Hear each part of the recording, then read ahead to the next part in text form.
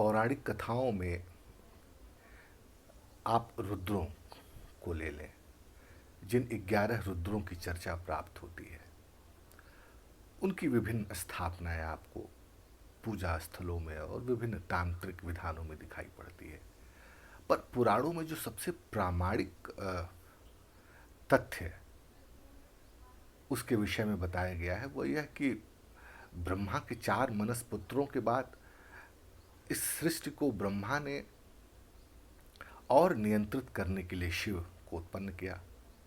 अब शिव ने ब्रह्मा की ही तरह अमर रुद्रों को उत्पन्न किया, और जैसे ही 11 रुद्र उत्पन्न हुए ब्रह्मा की दृष्टि पड़ गई। उन्होंने भगवान शिव से आराधना की, कह रहे भैया हम तो इस जगत का जो विस्तार कर रहे हैं वो ऐसे व्यक्तियों का निर्माण कर रहे हैं जो मर्त्य लोक है, जो जिएंगे और मरेंगे इस ढंग से, और आप तो अमर व्यक्तियों, अमर रुद्रों को आपने बना दी, तो बड़ी मुसीबत हो जाएगी। तो बड़ा अनुनय विनय किया, तो भगवान शिव जो हैं वो अपने समाधि में चले गए।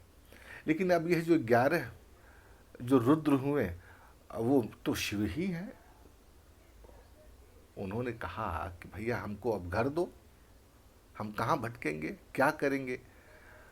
तो भगवान ब्रह्म ने हमारे शरीर में, मानव शरीर में 11 जगह निर्मित की, जिसमें एक रुद्र को हृदय में स्थापित किया, 5 को आपके ज्ञानेंद्रिय में और 5 तत्वों में उनको स्थापित किया।